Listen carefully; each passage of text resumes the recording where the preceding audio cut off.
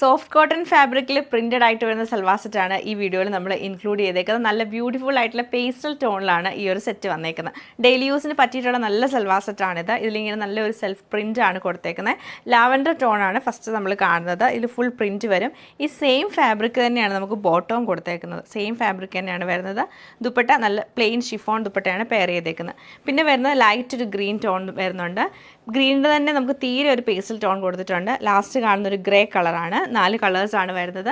അപ്പോൾ ഇത് നമുക്ക് ഡീറ്റെയിൽ ആയിട്ട് കണ്ടുപോകും. നല്ല രസമായിട്ടുള്ള അതുപോലെ നല്ല ബ്രൈറ്റ് ആയിട്ടുള്ള ലാവൻഡർ ടോണിലാണ് ഈ ഒരു സെറ്റ് വന്നേക്കുന്നത്. അതിൻ്റെ പ്രിൻറ്റും നല്ല രസമാണ്. ഒരു ഡിഫറെൻറ്റ് പ്രിൻ്റാണ്. നമ്മൾ നോർമലി കാണുന്നതിൽ നിന്ന് ഡിഫറെൻ്റ് ആണ് ഈ ഒരു പ്രിൻറ്റ്. ഇങ്ങനെയാണ് ഇതിൻ്റെ ഒരു പ്രിൻറ്റ് വന്നേക്കുന്നത്. ഇടയ്ക്ക് നമുക്ക് ഓഫ് വൈറ്റ് ഷെയ്ഡിൽ ചെറിയൊരു ഡിസൈൻ കൊടുത്തിട്ടുണ്ട്. ഓവറോൾ ഇങ്ങനെയാണ് ഈ ഒരു ടോപ്പ് വരുന്നത്. 2.5 മീറ്റർ നമുക്ക് ടോപ്പിൻ്റെ ലെങ്ത്ത് വരുന്നുണ്ട്.